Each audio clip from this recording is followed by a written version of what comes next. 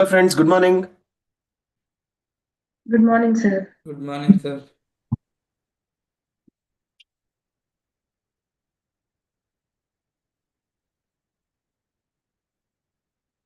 Yes, good morning. Am I audible? Yes, sir. Yes. Anyone awake? Still on the bed? No? Quickly. Guys, get up. Switch on your videos. What were we discussing? In the last class, we completed our discussion on correlation and started with regression. Right? We'll just quickly summarize whatever we discussed with regard to regression. We learnt about we understood the concept of regression wherein there will be two variables. One will be independent, one will be dependent. If I know the value of independent variable, what can I do? Find the dependent. Yes, I can estimate the dependent variable. How? Based on the established relationship. Correct? Based on the established relationship, I can estimate. That is the concept of regression.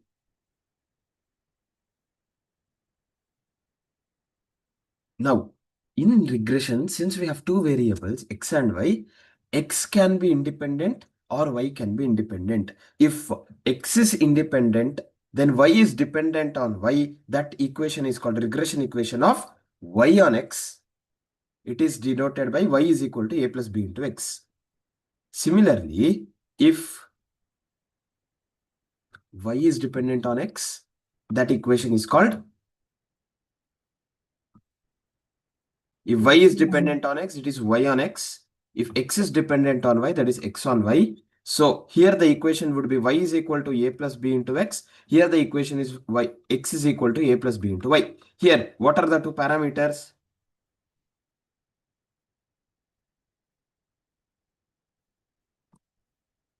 A and B. A and b. Very good. A and b are the parameters of which b is called. What is b called? What happened? What did we learn in the last class?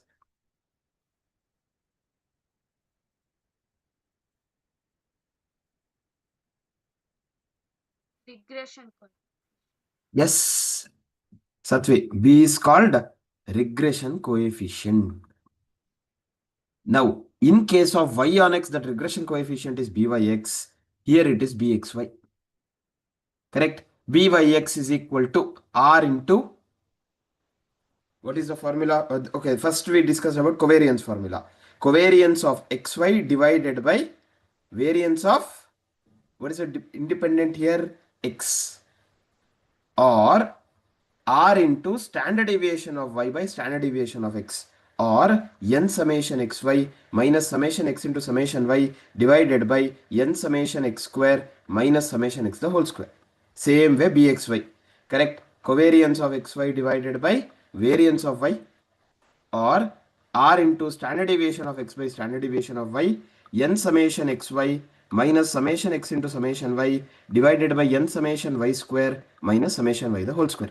This is b by x. Once we get b by x, we know if y is equal to a plus b into x, y bar is equal to a plus b into x bar. Therefore, a will be y bar minus b into x bar. Same way, if x is equal to a plus b into y, x bar is equal to a plus b into y bar. So, a will be x bar minus b into y bar. Are we following? Yes, this is how we do it. We get the values of a and b, thereby the equations. Everyone clear? Yes. Yes, sir. Yes. Okay. So with this understanding, we'll start the problem. Any of people are not responding, I'll just quickly jump this chapter and go to the next chapter. At least I can finish the portions early. Question number 13. Find the two regression equations from the following data. We have x and y given. Hence, estimate y when x is 13. Estimate x when y is 15. So here there are two scenarios given. When y is when x is 13, estimate y. So this is a regression equation of y on x, because y is dependent on x. When find out x when y is 15, this is regression equation of x on y, because x is dependent on y. So how do we do this? Same, we have to find out B, we have to find out A and get the regression equations. So since they have given us X and Y, we can apply this formula out of the three. Right? N summation xy, summation x into summation y, n summation x square, summation x the whole square. So we want xy, x, y, x square. Similarly here, we want y square. So same 5 columns that we discussed in Karl Pearson's correlation coefficient. So they have given us x and y columns. The x and y columns are 2, 4, 5, 5, 8 and 10. Y is 6, 7, 9, 10, 12 and 12. We want xy. 6 2s are 12, 4 7s are 28, 5 9s are 45, 5 10s are 50, 12 8s are 96, 10 into 12 is 120. Then x square. 4, 16, 25, 25, 64 and 100. Y square. 36, 49, 81, 100, 144, 144. If I add this up, summation x is equal to 34, summation y equals 56, summation xy equals 351, summation x square equals 234, and summation y square is equal to 554. So, B, we wanted byx. First, I'll go with y on x. So, byx formula is n summation xy minus summation x into summation y divided by n summation x square minus summation x the whole square. Here, n is 1, 2, 3, 4, 5, 6. So, n is 6. 6 into summation xy is 351 minus summation x is 34, summation y is 56 divided by 6 into summation x square is 234 minus summation x is 34 the whole square. 34 the whole square. So upon application of this,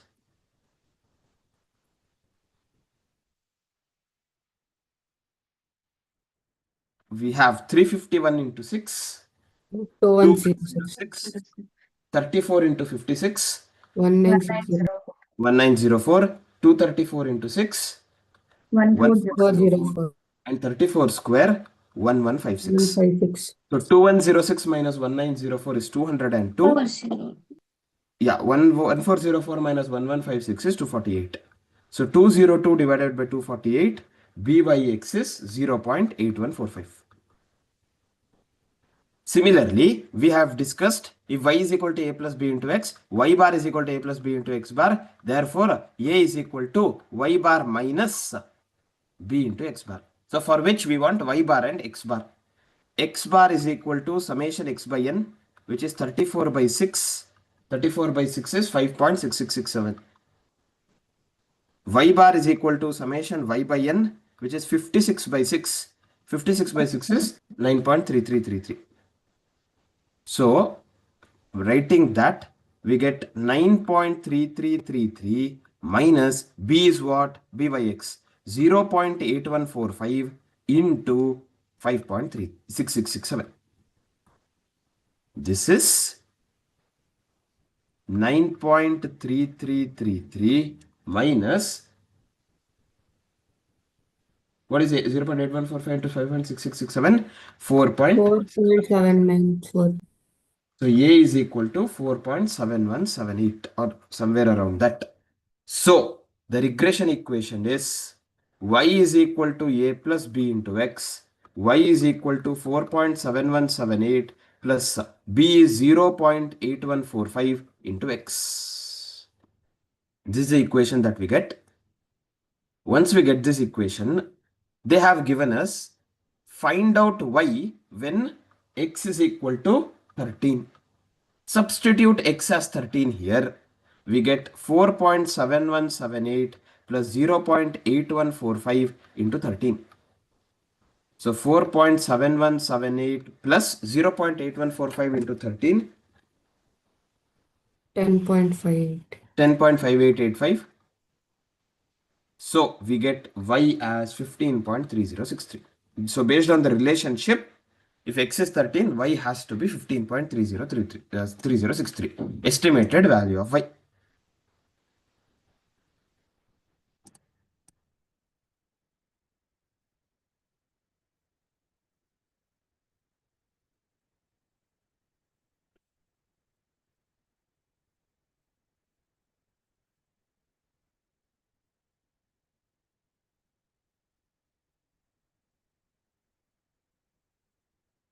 Estimated value of y.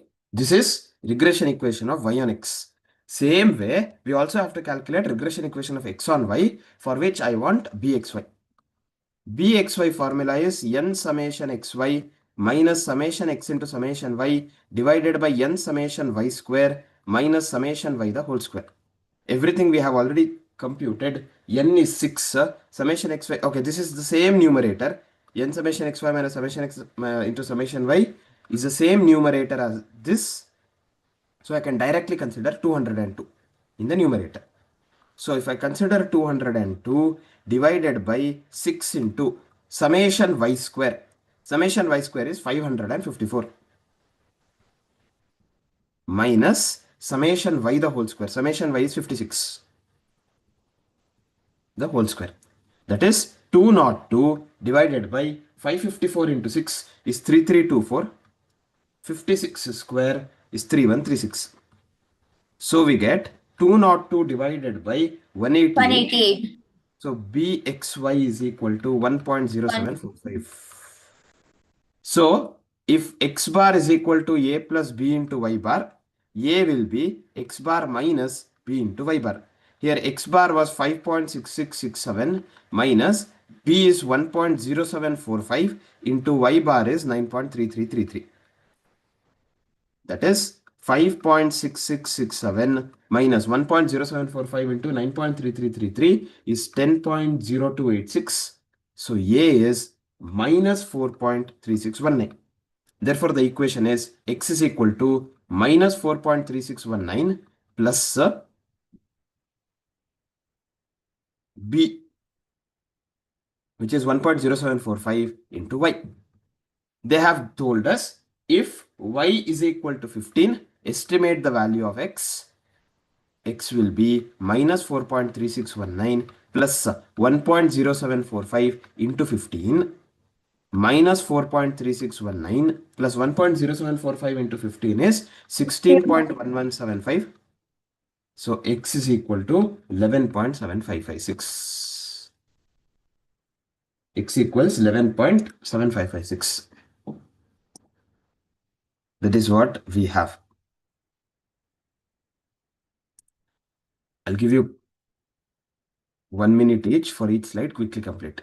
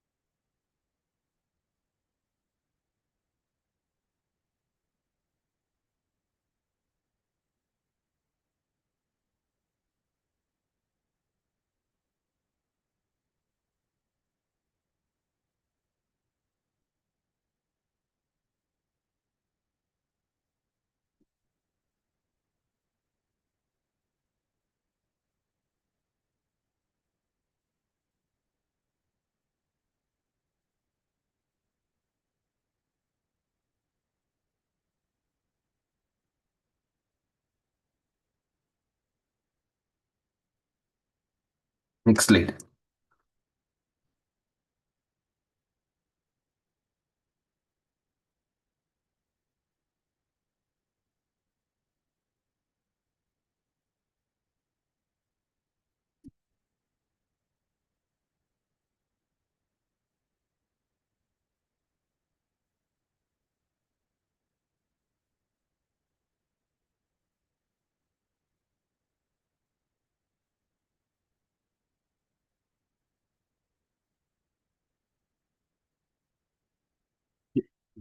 Yes, this is how we calculate regression equations and accordingly estimate the values of the dependent variable.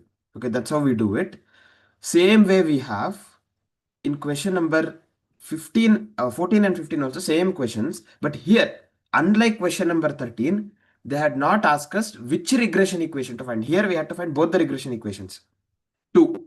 Whereas if you look at this, they have given us maths and stats.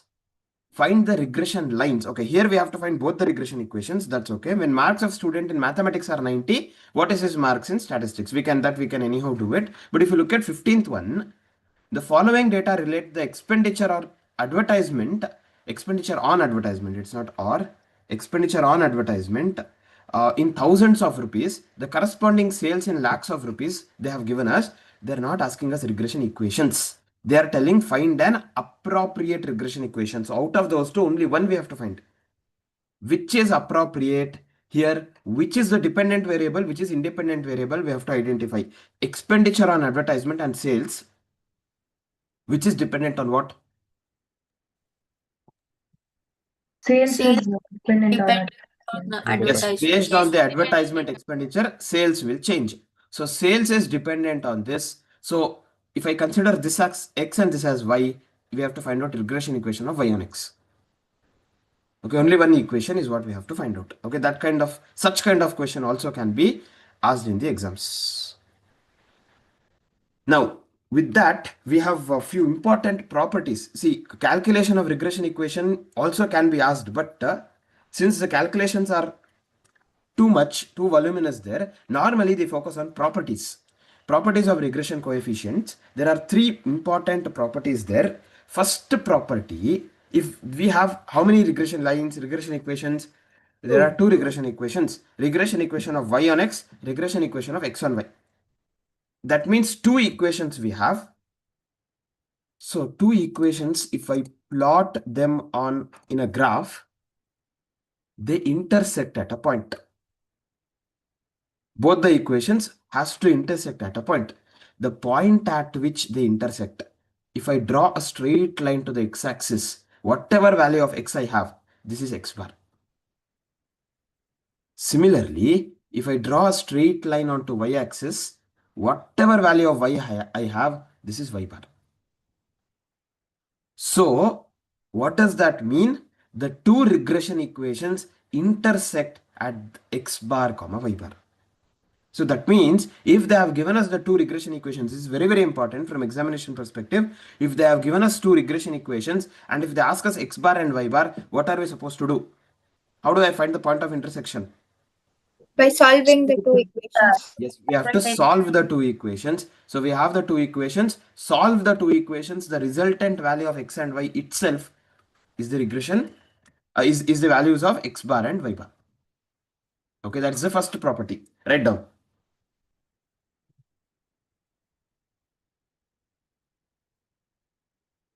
The two regression lines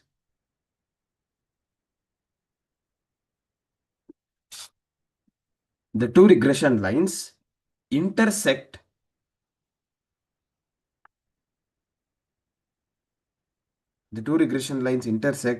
at x bar comma y bar.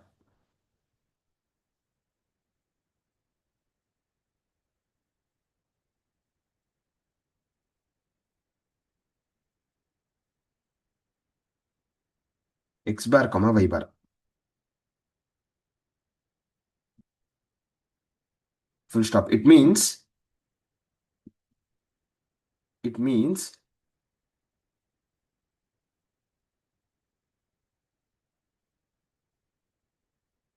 the solution of simultaneous equations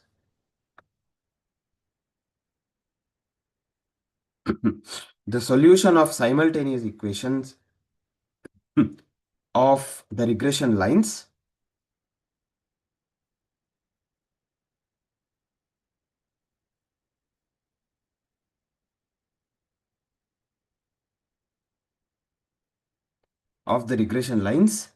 gives us x bar and y bar.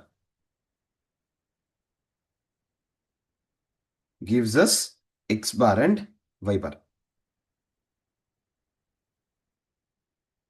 Okay. Similarly, the next property, we have learned that byx and bxy are the two regression coefficients. Those two regression coefficients should always have same sign. If byx is positive, bxy also should be positive. Similarly, vice versa. Likewise, if I have the two regression coefficients, if they ask us correlation, the property says correlation coefficient is the geometric mean of the two regression coefficients. Again, one more important property. So how do I find out correlation? Geometric mean of two variables means product of the observations and square root. Product of the observations and square root of it. Now, what would be the sign of the regression correlation coefficient, positive or negative? It Depends on the What Sincha? system of byx and bxy. So if byx and bxy are positive, r is positive. Byx and bxy are negative, r is negative. Okay, that is one more important property. Write down. Correlation coefficient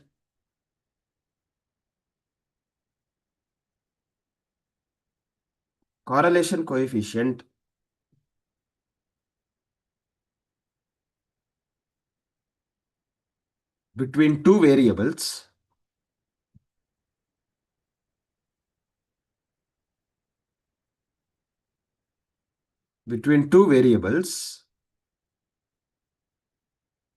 is the geometric mean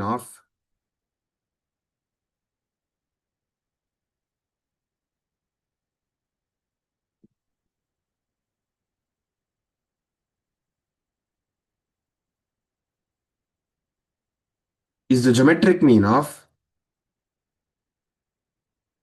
the two regression coefficients. The two regression coefficients.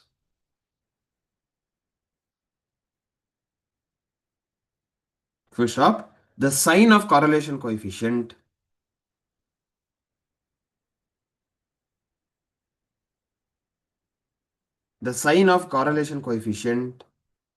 would be the common sign of the two regression coefficients. Common sign of the two regression coefficients.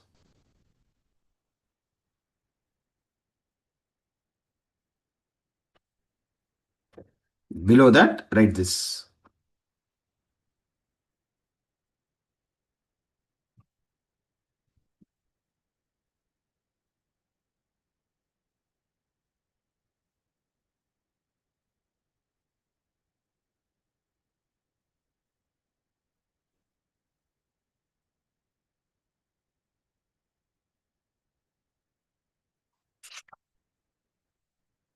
Last property is with regard to change of scale and change of origin. Now, regression coefficient, again, we have two discussions here, change of origin and change of scale. In correlation, we had understood correlation coefficient does not get affected by change of origin, but with regard to change of scale, no change in value, but sign it might change. Whereas here, change of origin, again, there is no change. It doesn't get affected by change of origin, but it will get affected by change of scale. It will get affected by change of scale. Therefore, same discussion, u is equal to x minus a by b, v is equal to y minus c by d. Same discussion, wherein u and x, we have to bring it to their simplest form without any coefficient. Once we do this, byx is equal to, it should become bvu, right? Y becomes v, x becomes u. Byx is equal to, since I have y or v first, what is the scale factor here? D. So d by b into bvu. Likewise, bxy will become buv. I have x first. X has b as the scale factor. B by d into buv. That's all. B by x equals d by b into bvu. bxy equals b by d into buv. A and C doesn't matter because change of origin, it doesn't get affected. Write down regression coefficients. Regression coefficients does not get affected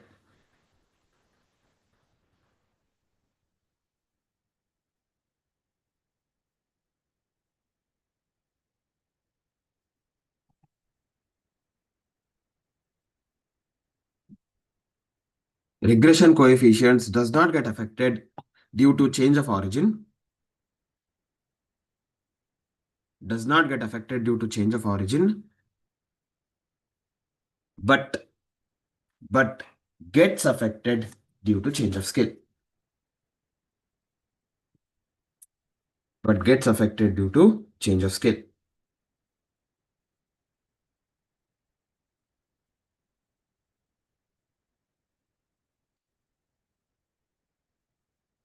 Sir, But that gets affected due to change of scale.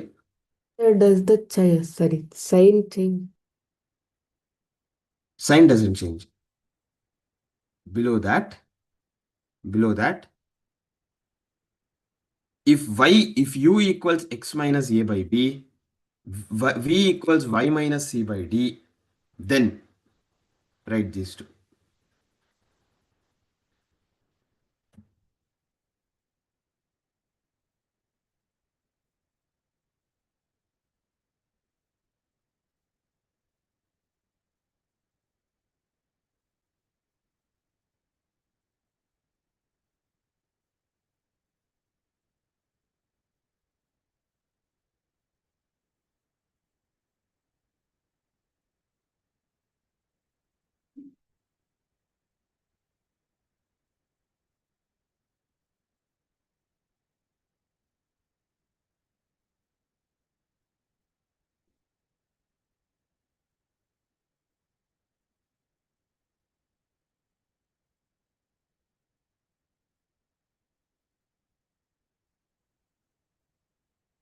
Sir, Done. here V is Y or X. I didn't get you, Ramani. Sir, BVU, here V is what? X or Y? bxy. Bxy is b by d into bv. Okay. Then U is X, right?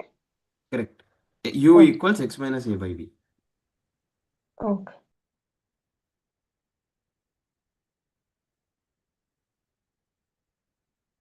Yes. Come back. We'll solve some problems on this. Come to question number 16. If relationship between the two variables x and u is y plus 3x equals 10, and between two variables y and v is 2y plus 5v is equal to 25, then regression coefficient of y on x is 0.8. What would be the regression coefficient of v on u? So they have given us regression coefficient of y on x, which is byx. If byx is 0.8, what is bvu is what they are asking us. Now, just couple of minutes back, we have learned the formula here. Byx is equal to D by B, B d by B. bvu. Yes, d by b into bvu. Similarly, here, okay. So what is d and what is b is what we have to find out. For that, which is the equation that I have to consider out of these two? Second equation. Second equation, because in second equation we have y and v. Correct? 2y plus 5v equals 25.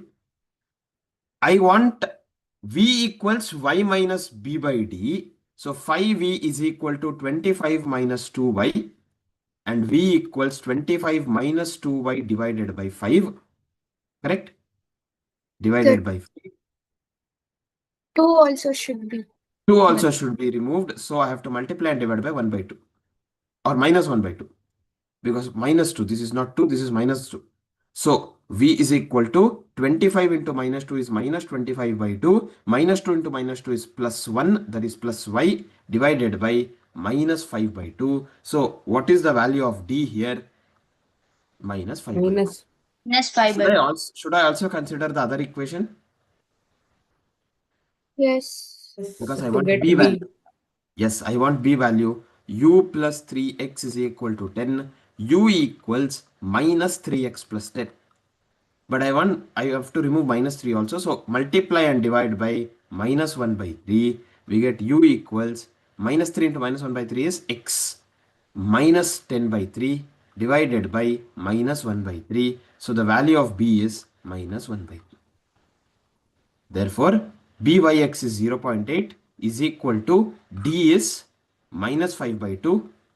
B is minus 1 by 3 into BVU. That is BVU is equal to 0.8 into minus 1 by 3 divided by minus 5 by 2. If I send these to the other side, which happens to be 0.8 into minus 1 by 3 into, if I bring this to the numerator, minus 2 by 5. So minus into minus plus 0.8 into 2 divided by 3 into 5. 0.1067. Yes, we get 0.1067. That is the value of BVU. That's how questions would be.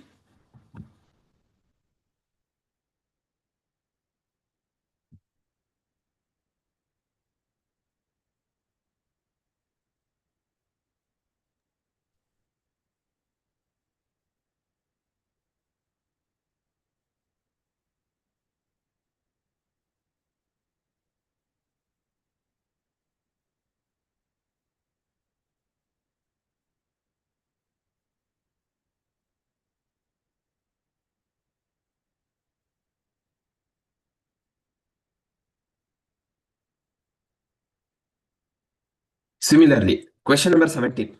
For variables x and y, regression equations are given as this and this. The point to be noted here, they have not given which is x on y, which is y on x. That is not given. We have to find out the arithmetic mean of x and y, regression equation of y on x, correlation coefficient between x and y, variance of x is 9, find the standard deviation of y. Beautiful discussions. So how do I find the arithmetic means? Solving the two equations. Solving the two equations. That's the first property that we discussed, right? If we have two regression equations, x bar and y bar, we get by solving the two equations. Yes. So 7x minus 3y minus 18. I'll send minus 18 the other side. It will become equals 18. 4x minus y equals 11.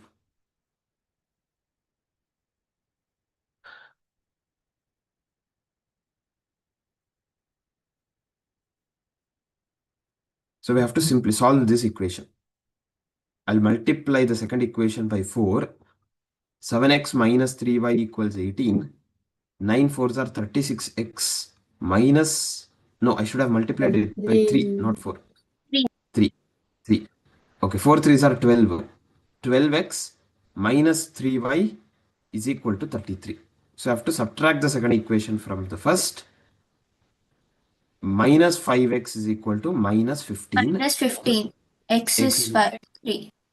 If x is equal to 3, substitute 7 into 3 minus 3y is equal to 18. 21 minus 3y is equal to 18. 3y is equal to 21 minus 18, which is 3. So y equals 1. 1. Therefore, x bar is equal to 3 and y bar is equal to 1. That's the first sub question.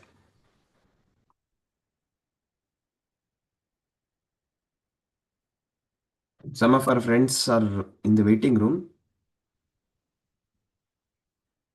They join at their convenience. I'll allow also. Whenever I want, I'll allow.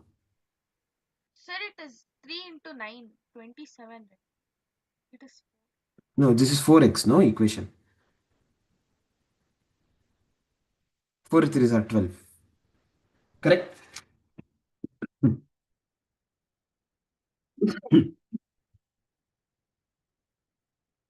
Even at this point in time, if people don't have seriousness, there is no point in joining CA course. They can straight away drop.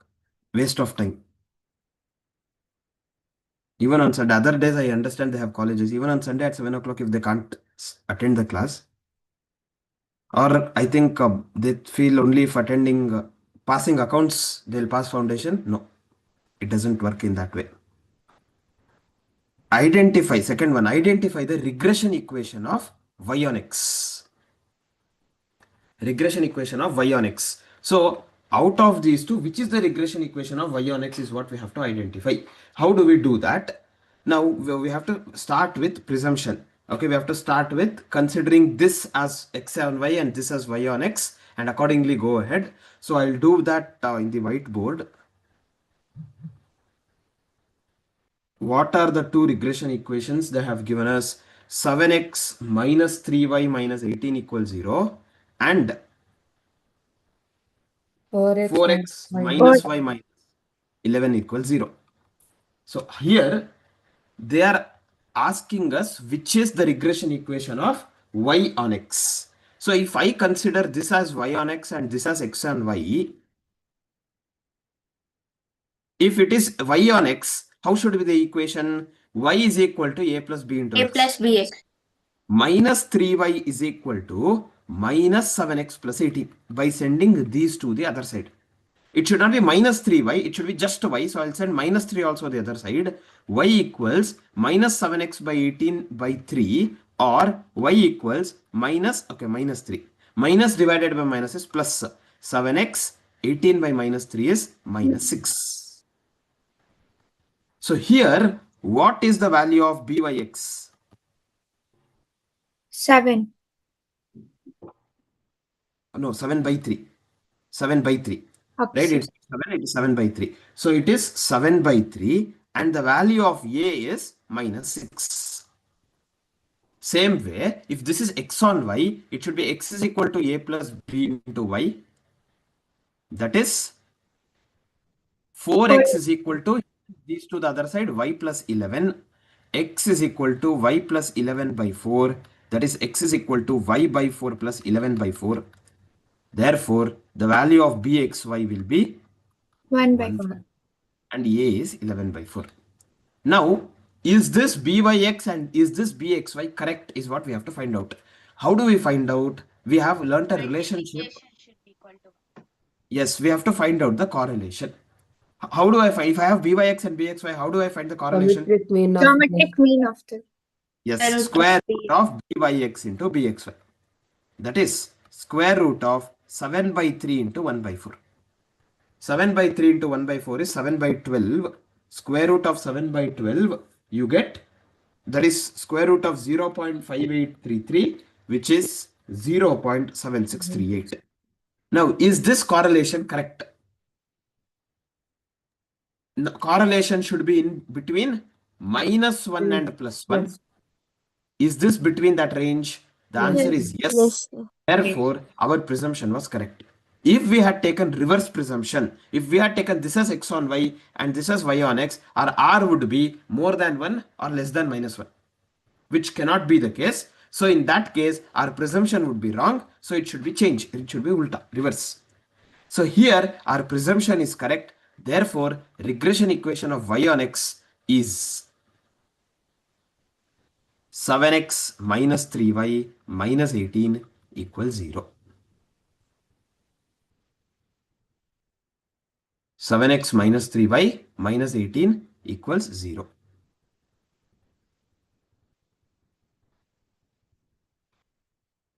That is the regression equation. Second sub-question, this is. Third sub-question, which we have already found out, they're asking us the correlation coefficient. We have already found out r is equal to 0.7638. Fourth sub-question is, if variance of x is 9, find the standard deviation of y. So if variance of x is 9,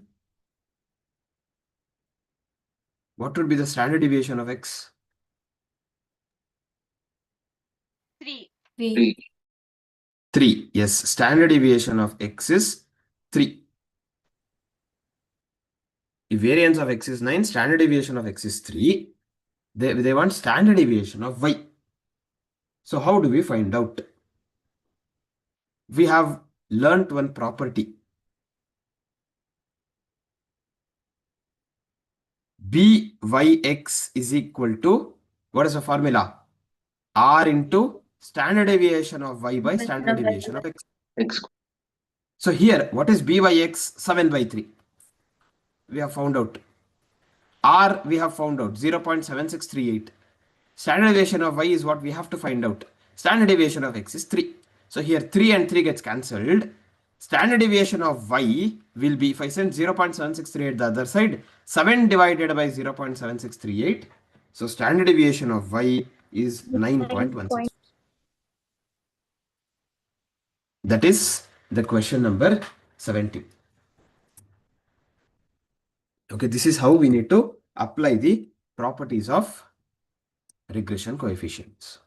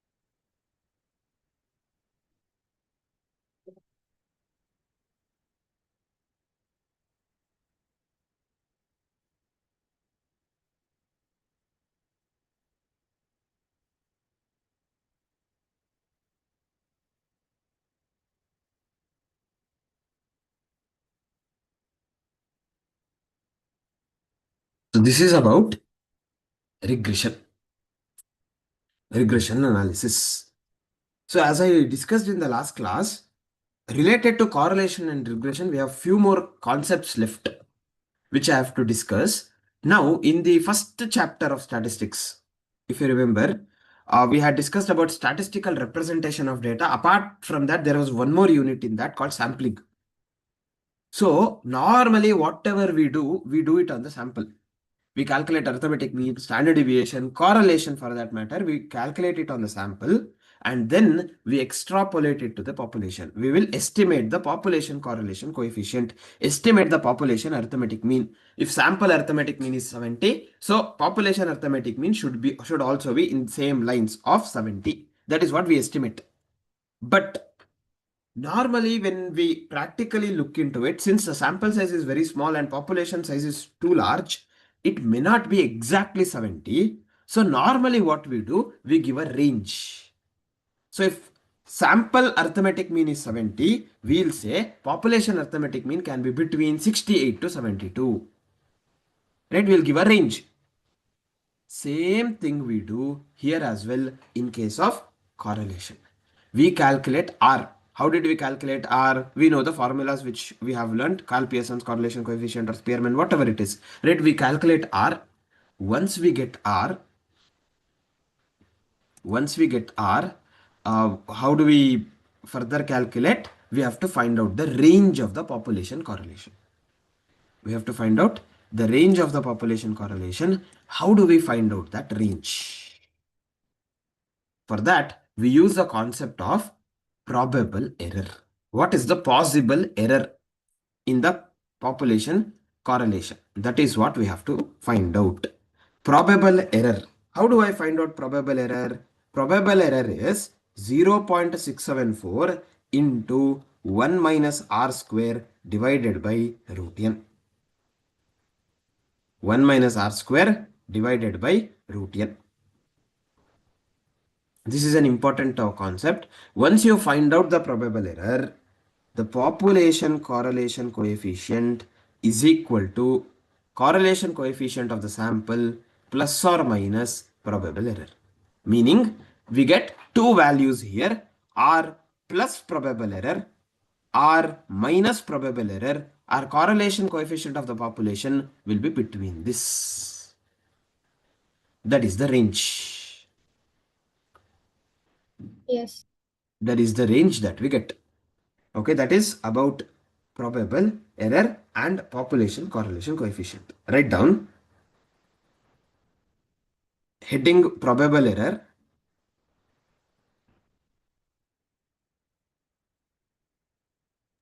Excuse me, sir. What was the symbol just like between that, sir? What? I didn't get you. So, what was the symbol in that board, sir, which you have written of the equation? Okay. P is equal to R plus or minus PE. P is population correlation, R is sample correlation. Okay, write down probable error. This is the method. This is the method of obtaining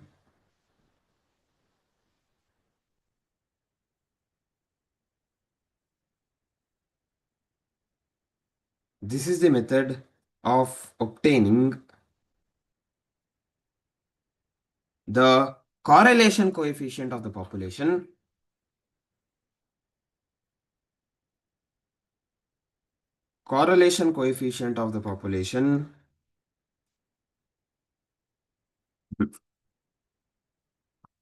from the sample. Correlation coefficient of the population from the sample.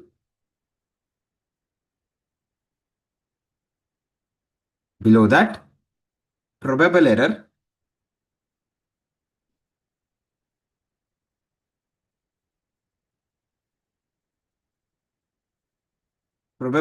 is equal to 0.674 into 1 minus R square divided by root n.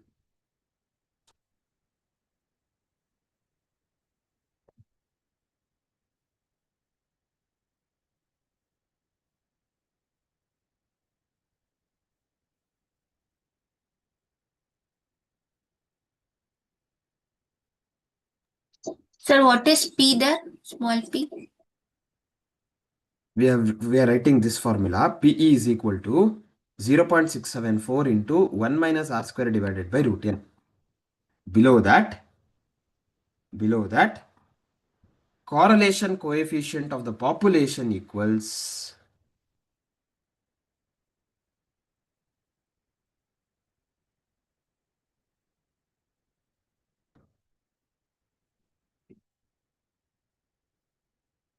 correlation coefficient of the population equals P equals R plus or minus probable error.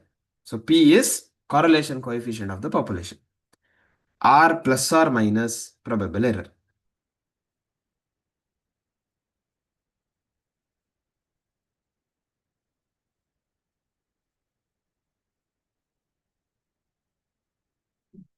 R plus or minus probable error.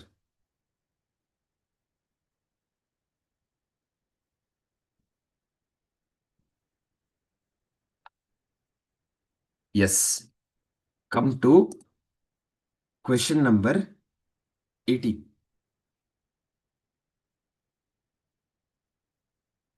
If R is 7, N is 64, find out the probable error and determine the limits of population correlation. So R is 7, N is 64, probable error formula is 0.675 into 0.674 into 1 minus R square divided by root n. 1 minus R square divided by root n. So that is 0.674 into 1 minus R cannot be 7, R should be 0.7. It cannot be 7 because R cannot be greater than 1. So 0.7 the whole square divided by square root of 64. 0.674, 1 minus 0.7 square is 0.49, square root of 64 is 8. 0.674 into 0.51 by 8, which is 0.043. This is probable error. They have also assessed population correlation. Population correlation will be R plus or minus PE. So it is R is 0.7 plus 0.043, which is 0.743, or 0.7 minus 0.043, which is 0.657. So the two limits are 0.657 and 0.743, meaning the population correlation coefficient will be between these two values. Will be between these two values.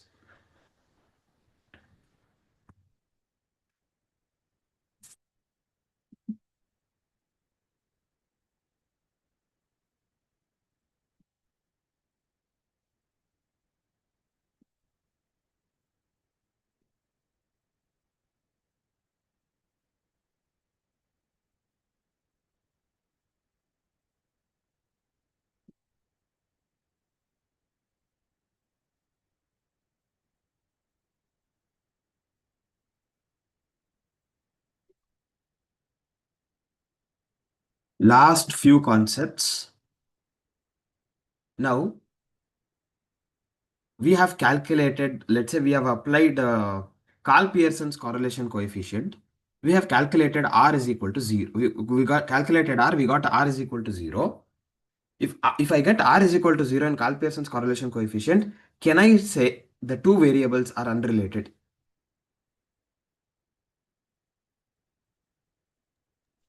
Yes, sir. Yes, sir. Yes, sir. We can. Yes. Why no? So there is some connection. What is that connection? Carl Pearson's correlation coefficient, I said.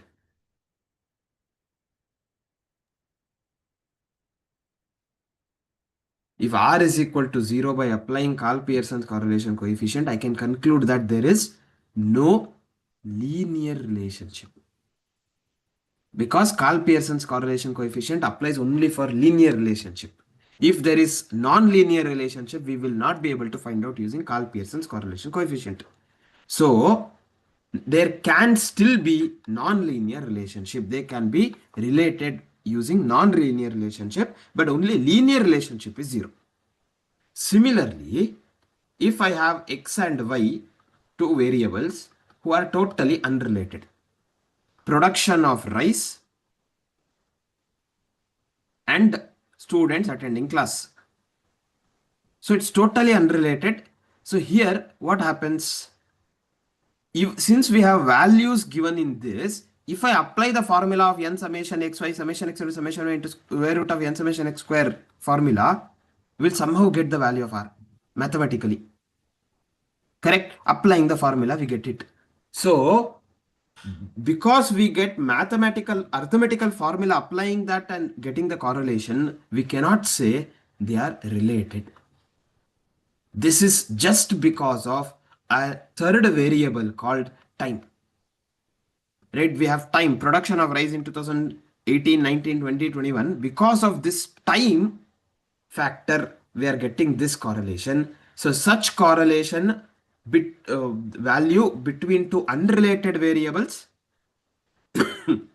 because of the third variable is called spurious correlation or nonsense correlation. Spurious correlation or nonsense correlation. So if I get R is equal to 0, I can say there is no linear relationship. There can be non-linear. Similarly, just because I get the value of R, if they are unrelated, then we cannot say that they have some relationship. This value of R is because of Spurious relationship. a third variable, a third factor, which is considered to be spurious or nonsense correlation. Write down.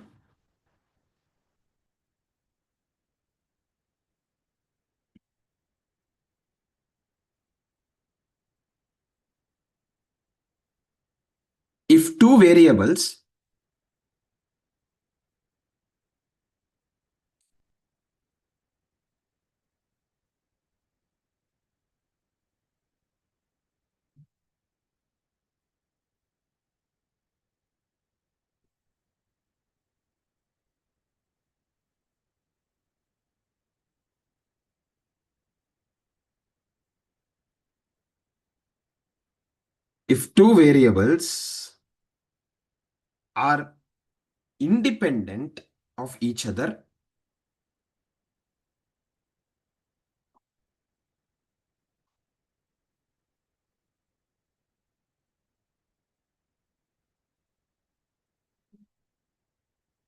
independent to each other, then correlation between them is 0. Then correlation between them, that is R is equal to 0. However, just because R equals 0,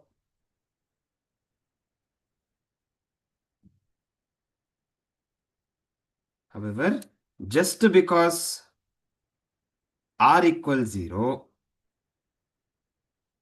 we cannot conclude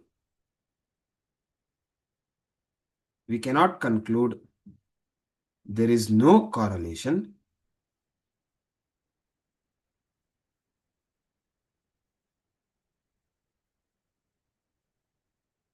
We cannot conclude there is no correlation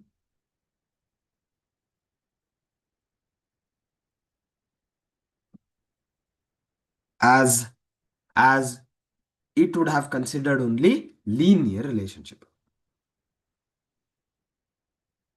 As it would have considered only linear relationship.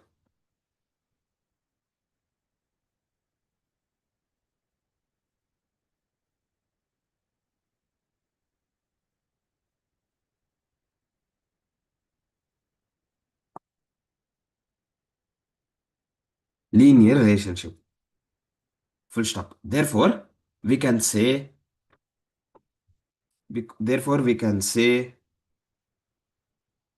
there is no linear relationship between the two variables. There is no linear relationship between the two variables. As there can be non-linear relationship.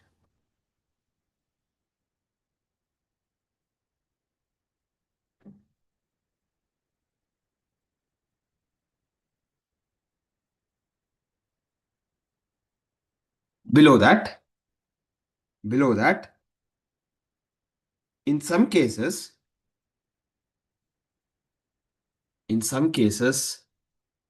we may find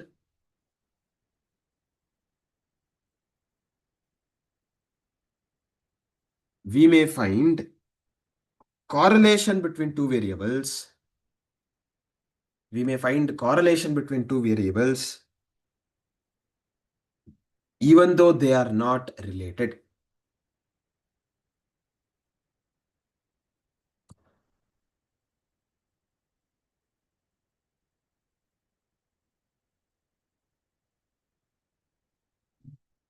Even though they are not related. This is because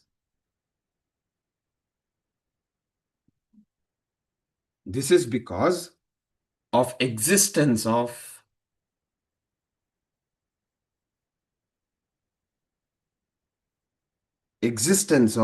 a third variable,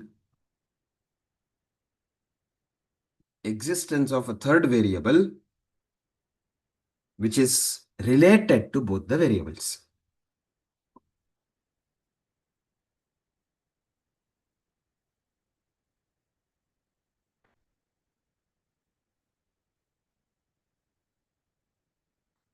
Which is related to both the variables.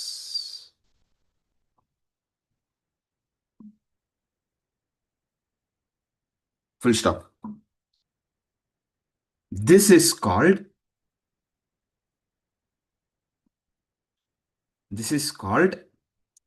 spurious correlation.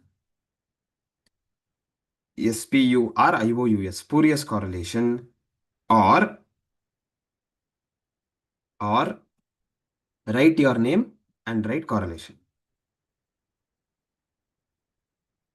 Spurious correlation or nonsense correlation.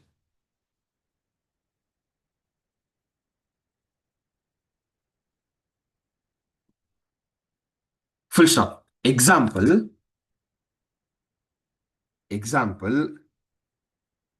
positive correlation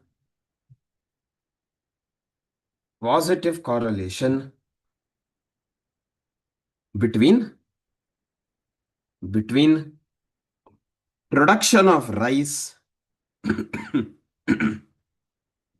production of rice and iron, production of rice and iron for last 20 years,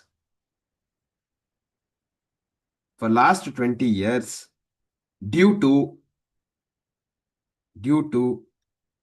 effect of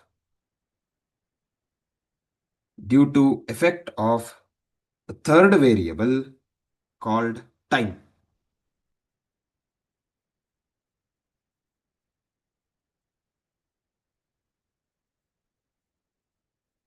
Effect of third variable called time.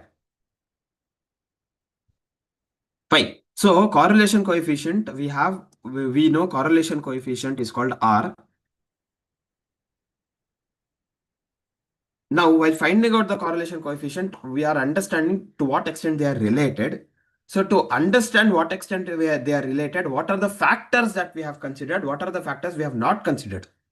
How to identify that? If we have R as the correlation coefficient, we have something called R square. R square is called coefficient of determination. Coefficient of determination. What do we understand by that? Now, if I get R as 0.7, what is R square? 0.49.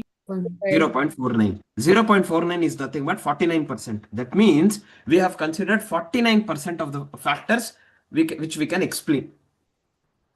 Explained variance divided by the total variance, that is R square. Explained variance by total variance. Similarly, what is the converse of it? 0.51. This is called, if this is determination, this is unexplained, so coefficient of non-determination. Coefficient of non-determination. Oh, that is 1 minus R square.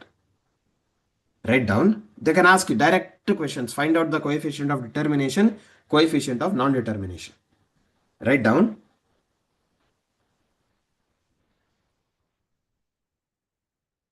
R square is coefficient of non-determination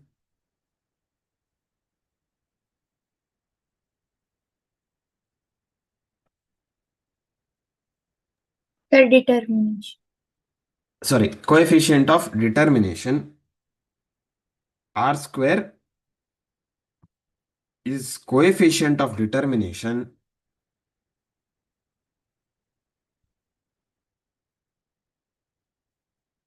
which is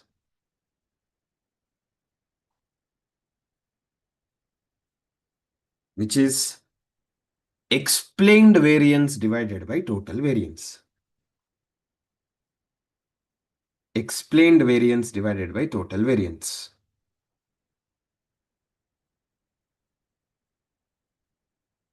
That is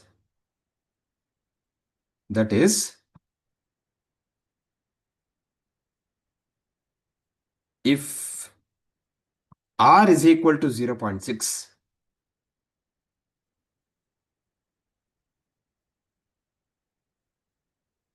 if R is equal to 0.6,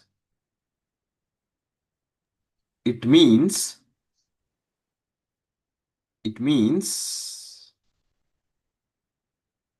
R square 0.36.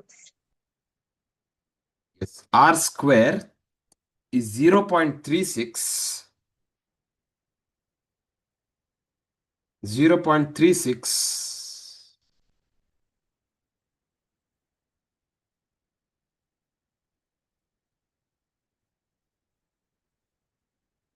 which is 36%, which means 36% of the variation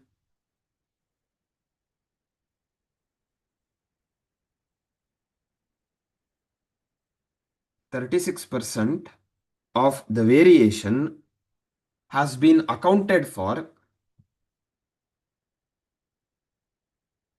36% of the variation has been accounted for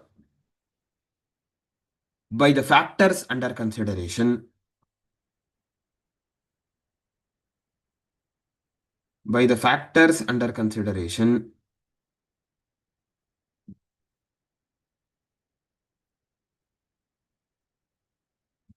and remaining 64%, and remaining 64% of the factors, sorry, of the variation, remaining 64% of the variation is due to other factors.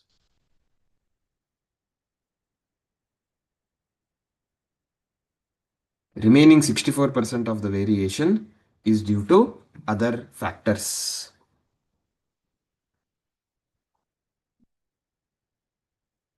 Full stop. 1 minus r square, 1 minus r square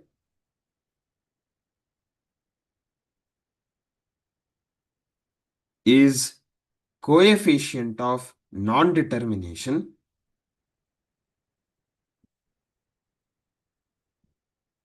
coefficient of non-determination, which is the ratio of,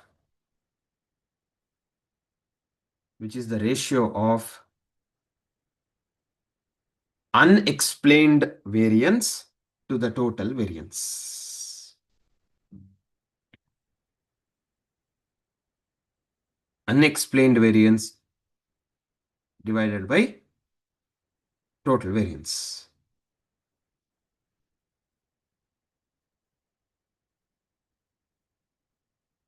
Unexplained variance divided by total variance. Okay, that is about coefficient of determination and coefficient of non-determination. If they ask us determination, r square. If they ask us non-determination, 1 minus r square. This is about correlation related properties. Similarly, in regression, we have two important properties. If r is equal to 1 or r is equal to minus 1, what is r? Correlation. Yes, r is correlation coefficient. So if r is perfect positive correlation or perfect negative correlation, then the two regression equations, coincide, meaning they become one, they become identical. The two regression equations become identical when r equals 1 or r equals minus 1, when there is perfect correlation. Similarly, if r is 0, that means there is no correlation at all. In such cases, the two regression equations become perpendicular to each other. Okay, these two important properties, easily we can score marks. Write down two regression lines, two regression lines coincide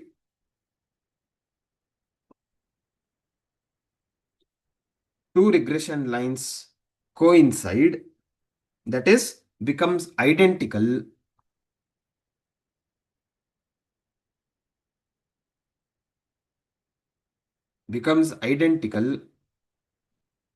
when r equals 1 or minus 1.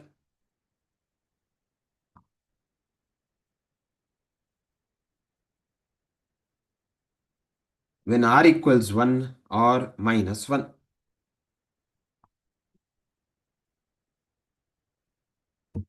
Below that, if r equals 0,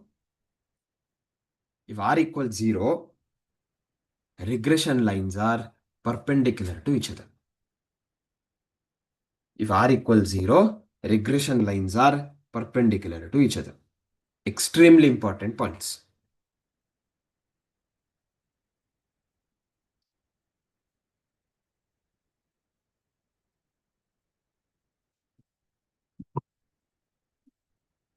Okay, This completes our discussion on correlation and regression. From examination perspective, you will get 4 marks, 4 questions from this particular chapter. Okay, so with that, we are left with one more chapter in statistics, the last one, which is index numbers. Okay, the last chapter, index numbers. Now, what is this index numbers? You would have heard of, those who have learned, you know, those who haven't learned about this, you would have heard of all this in your practical world, right? Whenever you happen to read newspapers or see news channels, right? Or in normal conversations as well, even in your economics subject, you would have heard something called GDP, right? You would have heard something called cost inflation index, consumer price index, wholesale price index, retail price index, right? Something called Sensex, something called Nifty. What are these? All these are index numbers. All these are indices. What is this index number? Now, when I say wholesale price index, when I say GDP, GDP represents the entire economy of the country. Similarly, when I say consumer price index, it represents the retail price of the economy. Wholesale price index represents wholesale price of the economy.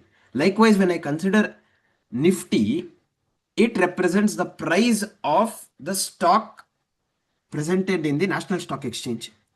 Right? How is the market reacting? How is the market, share market,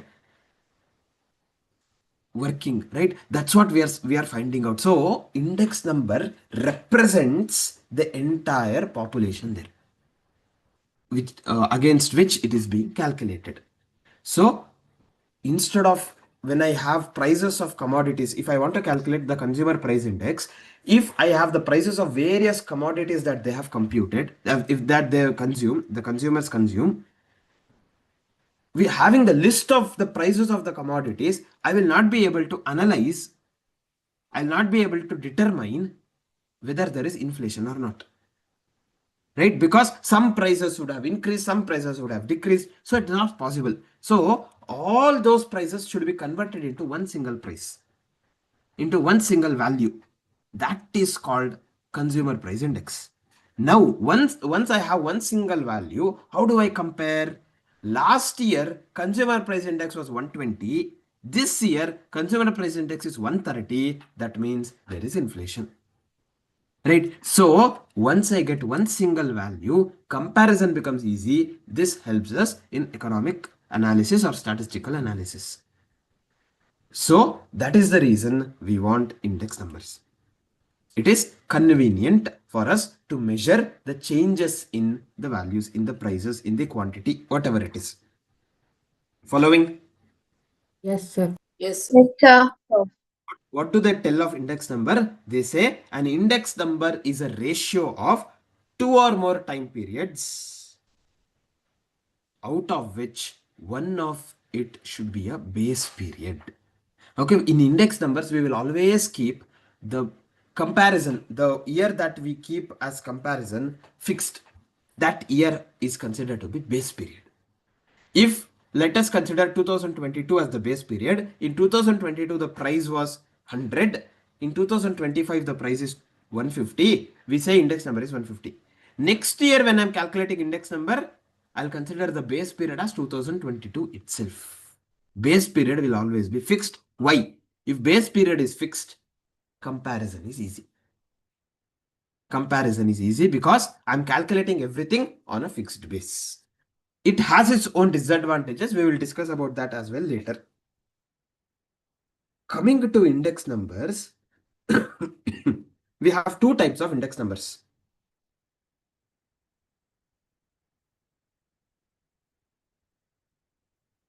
One is called simple index number.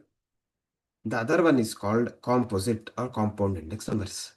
Simple index number means it contains only one variable. Composite index number contains two or more variables.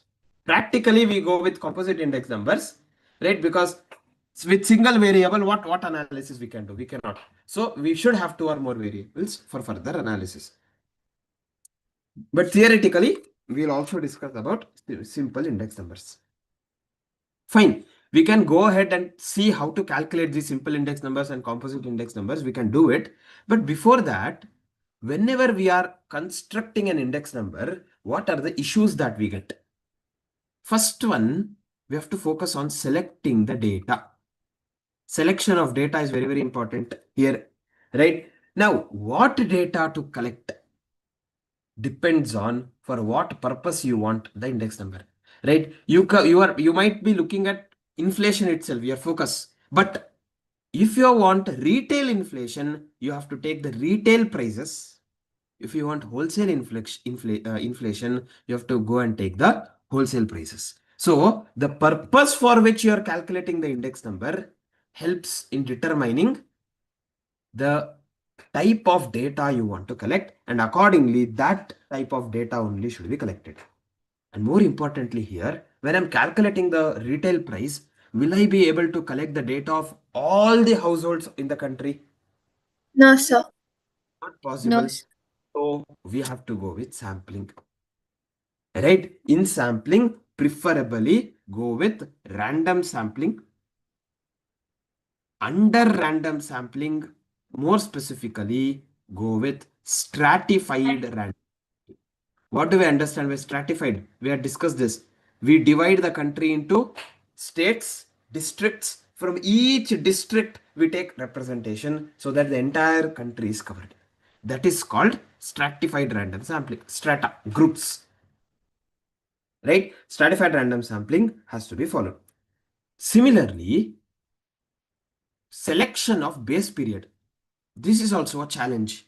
Which is the year that I have to select?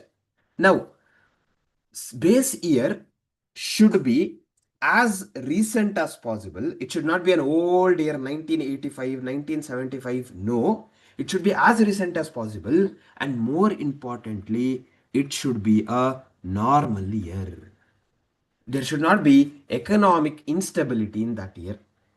So we cannot consider 2020 or 2021 as the base year, because there was lockdowns during that year because of COVID. Correct? So it is not possible, because that was not a normal year. There were instability in the economy.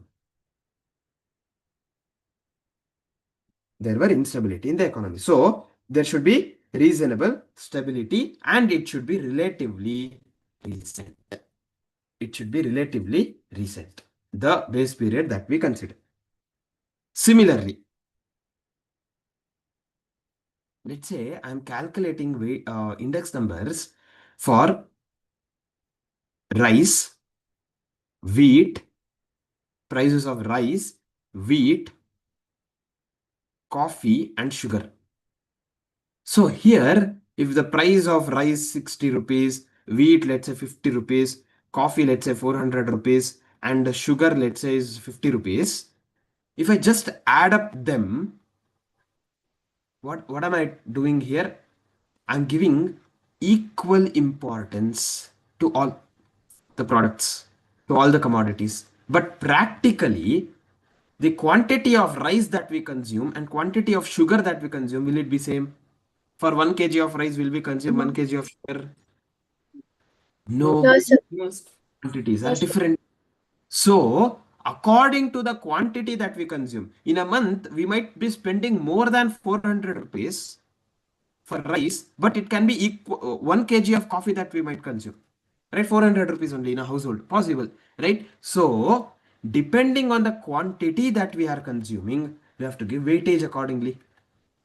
So selection of weights is also important, because we cannot give equal importance, then we will not get the correct picture. Accordingly, we have to assign weights. We have to assign weights based on the quantity consumed. Normally, we assign weights based on the quantity consumed. Similarly, we said we have hundreds of commodities For comparison, we want one single index, one single price. That's what we said. So from hundreds of values to get one single value, what are we supposed to do? We have to take Average. average. Yes. Use of average. Since index number is expressed in percentage rates, geometric mean is the best average. This is very, very important from examination perspective. Geometric mean is the best average. But when I have hundreds values, geometric mean is calculated using taking the product of the observations. So calculating the product of hundreds observations and taking 100th root is not easy. So for ease of calculation, we use, Arithmetic mean. yes, we use arithmetic mean. For ease of calculation, we use arithmetic mean. This is very, very important from examination perspective. And we also have one more property or one more issue called selection of formula. Now, going further, we will be discussing, we have different formulas to calculate index numbers. Which is the formula to select? That purely depends on the requirement you want. Okay, which is the formula to select depends on the requirement. So selecting that is also a key. Is also a key factor. It is also very, very important. Selection of formula. Appropriate formula. So whenever we have the prices of these commodities given here, if I add up these, how much do I get? Forget about weights, we get 560. So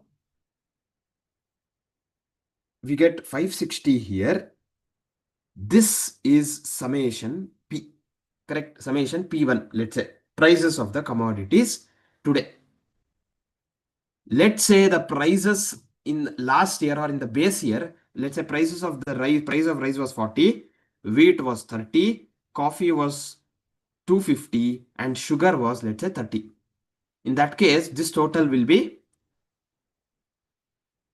350. Correct. Total will be 350. So current year the prices are 560. Base year the prices was 350 into 100 will give us the price index. Current year prices divided by base year prices. Since we always express index number in percentage into 100. Okay. So 560 divided by 350 into 100. 560 divided by 350 into 100. 160. Now, since we express index numbers in percentage, the price index of base year will always be 100. So we'll always start with 100. Price index of base year is 100. Current year, if it is 160, it means price increased by 1.6 times. Correct? It became 1.6 times. Price increased by 0.6 times, or it got increased to 1.6 times of the old price. If the old price was 50 rupees, now it would be 80 rupees, 1.6. Is that clear? Yes. Yes. Excuse me, sir. Yeah, yes, Samruddhi. We can also say that it is increased by 60%, no, sir? 60%, you're right. Yes, it increased by 60% or 0.6 times, correct. So whatever I calculated was price index. We call it price relative. What is price relative? Price of the current year divided by the price of the base year into 100. Same way, we can also calculate quantity relative. That is quantity of the current year by quantity of the base year into 100. Now, price multiplied by quantity, we get the total sales, which we call as value. Value is equal to price into quantity. So we also can have value relative, which is price in the current year into quantity in the current year is value of the current year. Price of the base year into quantity of the base year is the value of the base year into 100. So value of the current year by value of the base year into 100. Are we following? Yes. Yes, sir. Yes. Yes. Write down index numbers.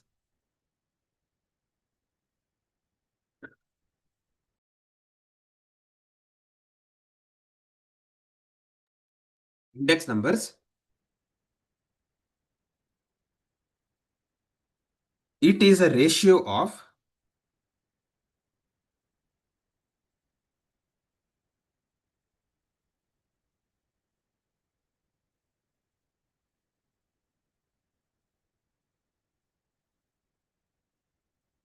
ratio of two prices of two or more prices or commodities. You can say prices or quantity. It is a ratio of prices or quantities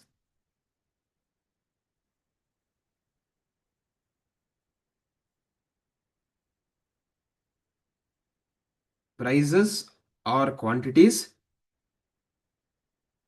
of two or more time periods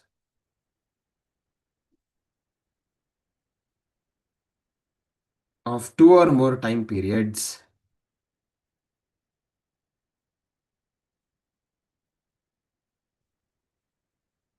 one of which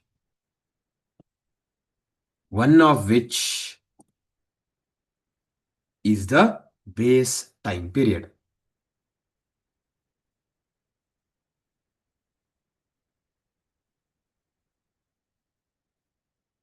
One of which is the base time period.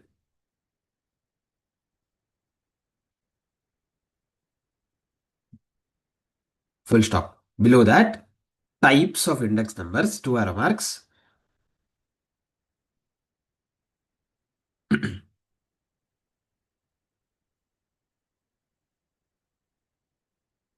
Two arrow marks. Left hand side, simple index number.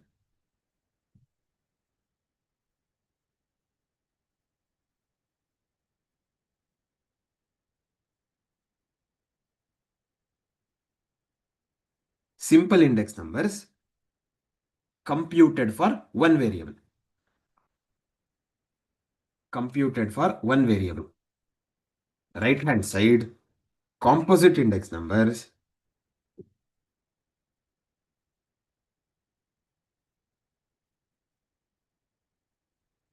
Composite index numbers calculated for two or more variables. Sir, does composite mean weighted? Need not be. Composite means we have two or more variables. Whether we have given weights or not, may not be. So under composite also we can have unweighted and weighted. Yes, two or more variables. Below that, issues involved in constructing or calculating index numbers. Issues involved in calculating index numbers.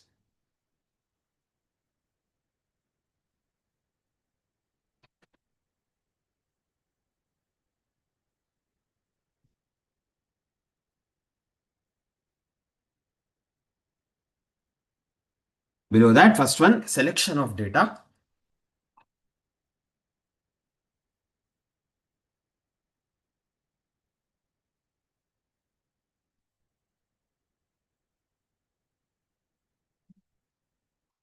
Selection of data. The data to be selected. The data to be selected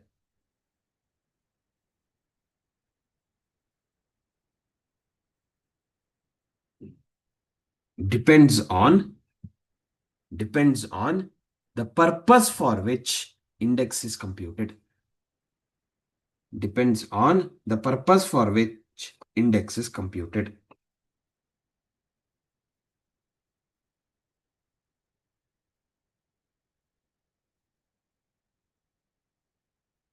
Purpose for which index is computed.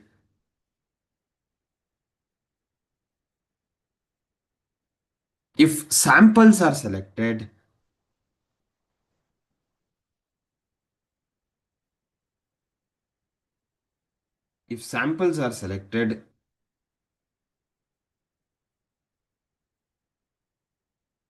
then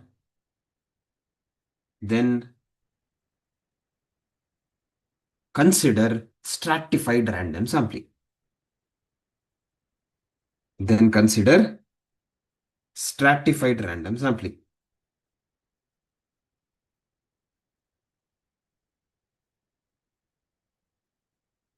Second one, selection of appropriate base period.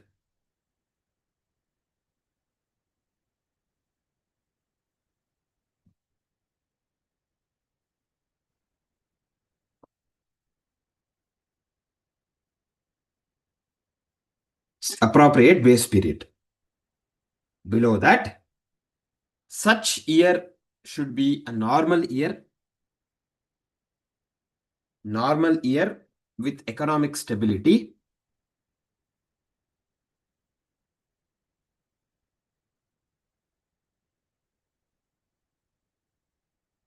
and it should be relatively recent. And it should be relatively recent. Third point, selection of weights.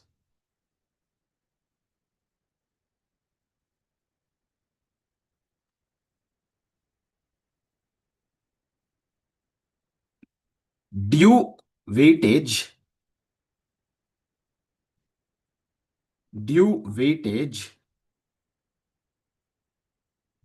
should be given. Due weightage should be given to each variable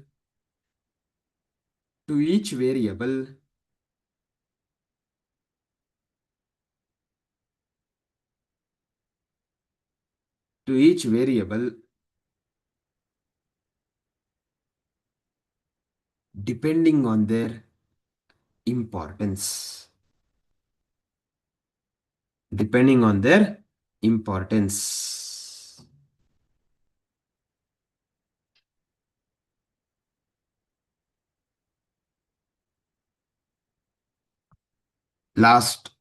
Next point, use of averages.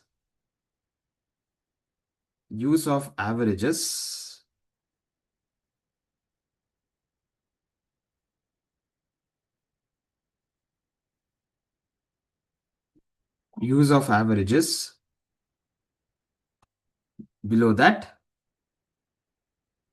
geometric mean is the best average.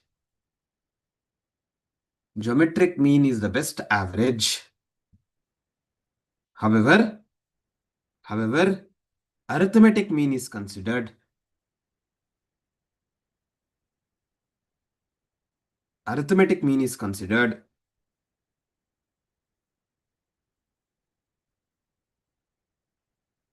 In case of for the purpose of ease of calculation.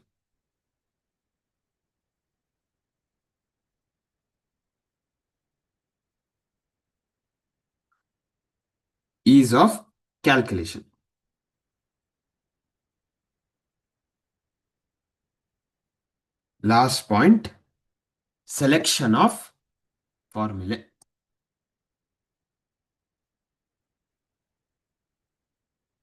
Below that, So selection of formula.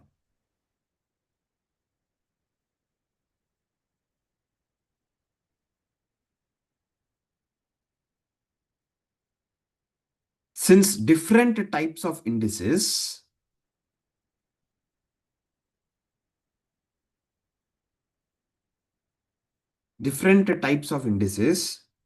give different values.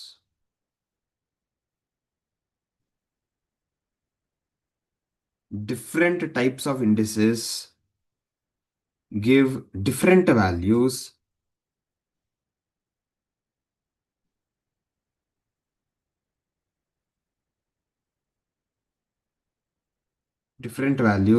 Selection of appropriate formula is the key.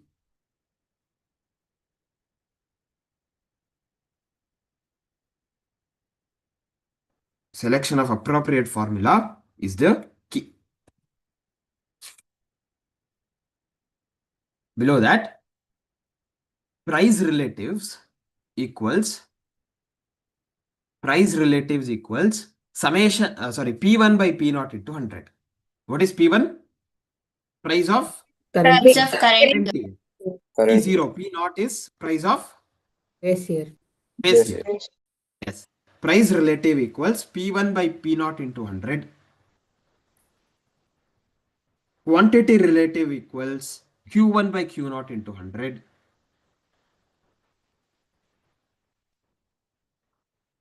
Price relative equals P1 by P0 into 100. Quantity relative equals Q1 by Q0 into 100. Value equals price into quantity. Value equals price into quantity.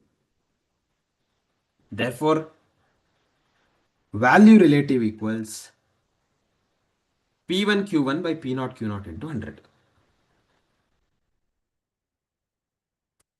P1 Q1 by P0 Q0 into 100.